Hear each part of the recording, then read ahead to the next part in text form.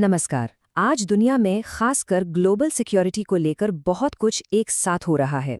इन सब अलग अलग घटनाओं के पीछे एक ही ट्रेंड है जो सब कुछ बदल रहा है। आज हम उसी की पड़ताल करेंगे। अगर आज की दुनिया को सिर्फ एक शब्द में समेटना हो तो वो शब्द होगा तेजी। जी हाँ, एक्सेलरेशन।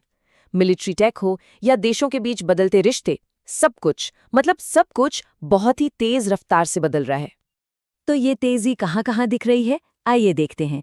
हम पहले यूरोप चलेंगे, फिर हाइब्रिड वॉरफेयर की बात करेंगे, इंडो पैसिफिक के बदलते समीकरणों को समझेंगे और फिर देखेंगे कि इसका असर देश के अंदर कैसे पड़ रहा है। और आखिर में एक बड़ा सवाल उठाएंगे। तो चलिए शुरू करते हैं यूरोप से। यहाँ एक अजीब सी सिचुएशन है। एक तरफ तो बातचीत, डिप्लोमेसी पूरी तरह से ठप है और दूसरी तरफ जमीन पर हथियारों की तैनाती बहुत तेजी से बढ़ रही है। डिप्लोमेसी में क्या हो रहा है, इसका सबसे अच्छा उदाहरण ये है। मॉस्को में बातचीत हुई, बाद में अमेरिका ने कहा बातचीत ठीक ठाक रही। वहीं रूस ने कहा हाँ कंस्ट्रक्टिव थी, लेकिन साथ में ये भी जोड़ दिया कि कोई समझौता नहीं हुआ। तो मतलब साफ है, ये सब बातें सिर्फ कहने के लिए हैं, असल में कोई नतीजा नहीं निकल रहा। और डिप्लोमेसी के इस दिखावे के ठीक बाद असली बयान आता है पुतिन की तरफ से। वो कहते हैं रूस युद्ध के लिए तैयार है और जीतने के लिए भी तैयार है। अब ये कोई बातचीत नहीं है, ये एक सीधा सीधा चेतावनी है। मॉस्को अब अपनी शर्तें मनवाना चाहता है, समझौता नहीं। तो जब बातें नहीं हो रहीं तो जाहिर है एक्शन हो रहा है। नेटो भी चुप नहीं बैठा है। वो पोलैंड के ज़ेजौ लॉजिस्टिक्स हब में बड़े पैमाने पर एयर डिफेंस सिस्टम लगा रहा है। और ये हब आप समझिए यूक्रेन के लिए एक लाइफलाइन की तरह है। और ये कोई मामूली तैनाती नहीं है, ये एक तरह का मल्टी लेयर सुरक्षा कवच है। देखिए, इसमें पेट्रियट सिस्टम्स हैं जो ऊंची उड़ान भरने वाली मिसाइलों को रोकते हैं। फिर नासैम्स बैटरी है जो बीच के लेवल के खतरों जैसे क्रूज मिसाइल या फाइटर जेट्स को संभालती है। और सबसे ज़रूरी आज के ज़माने के लिए एडवांस्ड काउंटर ड्रोन सिस्टम्स भी हैं। मतलब नेटो हर तरह के हमले के लिए तैयार हो रहा है, छोटे ड्रोन से लेकर बड़ी बैलिस्टिक मिसाइलों तक। चलिए अब बात करते हैं हाइब्रिड वॉरफेयर की, जहां लड़ाई के तरीके बहुत ही अलग और खतरनाक होते जा रहे हैं। यहाँ पुरानी टेक्नोलॉजी को नए डरावने तरीकों से इस्तेमाल किया जा रहा है। आगे बढ़ने से पहले एक टर्म समझना जरूरी है, फॉल्स फ्लैग ऑपरेशन। इसका सीधा सा मतलब है हमला खुद करो और इल्जाम किसी और पर डाल दो। दुनिया को गुमराह करने का ये एक पुराना तरीका है। अब देखिए इसी का इस्तेमाल करके एक कितना खतरनाक सीन बन सकता है। सोचिए, रूस एक पुराने सोवियत जमाने के मिसाइल को एक ड्रोन पर लगाता है, फिर उस ड्रोन से किसी पैसेंजर प्लेन को निशाना बनाता है और इसके तुरंत बाद इल्जाम लगा देता है कि ये तो यूक्रेन की एक एयर डिफेंस मिसाइल थी जो भटक गई थी। पुरानी टेक्नोलॉजी है तो आसानी से मना भी किया जा सकता है। नतीजा कंफ्यूजन, अफरा तफरी और सच और झूठ के बीच की लाइन पूरी तरह से धुंधली हो जाती है। यही तो है आज का हाइब्रिड वॉरफेयर। और ये जो धुंध है ना, ये सिर्फ हवा में नहीं है, ये समंदर में भी फैली हुई है।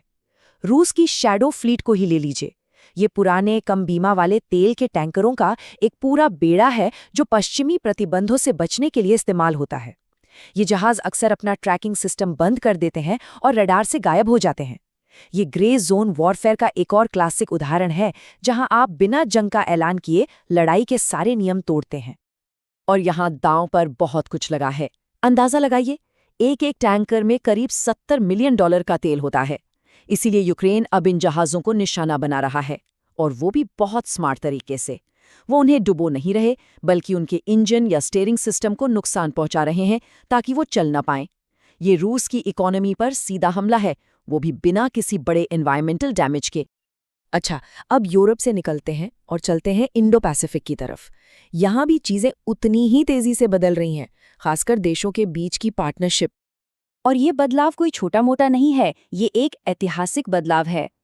दूसरे विश्व युद्ध के बाद से जापान ने अपने ऊपर हथियारों के एक्सपोर्ट पर सख्त पाबंदियां लगा रखी थीं। लेकिन अब चीन की बढ़ती ताकत को देखते हुए जापान पहली बार फिलीपींस को अपनी मिसाइल बेच रहा है। इसका मतलब है कि टोक्यो अब सिर्फ एक दर्शक नहीं है, बल्कि इस खेल का एक एक्टिव खिलाड़ी बन गया है। इसी तरह अमेरिका भी एक बड़ा कदम उठा रहा है। वो पहली बार अपनी सबसे एडवांस्ड हवा से हवा में मार करने वाली मिसाइल AM-260 किसी दूसरे देश यानी ऑस्ट्रेलिया को बेच रहा है। इस मिसाइल की सबसे बड़ी खासियत है इसकी रेंज, जो बहुत ज्यादा है। अब इंडो पैसिफिक के इतने बड़े समुद्री इलाके में इसका मतलब ये है कि फाइटर पायलट दुश्मन के एयर डिफेंस की जद में आए बिना ही हमला कर सकते हैं। ये एक बहुत बड़ा स्ट्रेटेजिक एडवांटेज है। लेकिन ये जो तेज रफ्तार वाले बदलाव हैं, ये सिर्फ दुनिया के अलग अलग कोनों में ही नहीं हो रहे। इनका सीधा असर देशों की अपनी घरेलू नीतियों पर भी उतनी ही तेजी से पड़ रहा है। ये तेजी हर जगह दिख रही है।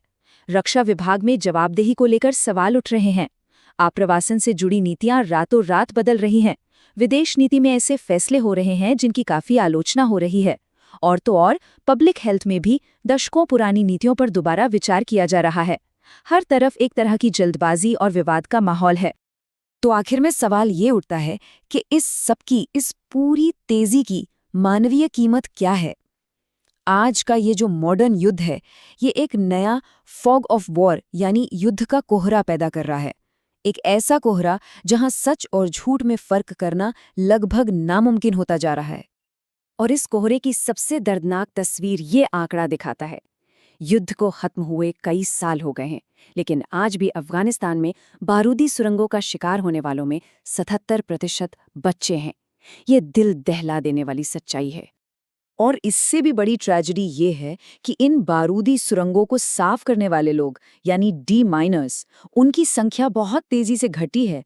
पहले जहां 15,000 लोग ये काम करते थे, आज सिर्फ 1,300 रह गए हैं। क्यों? क्योंकि दुनिया का ध्यान अब नए संघर्षों पर चला गया है।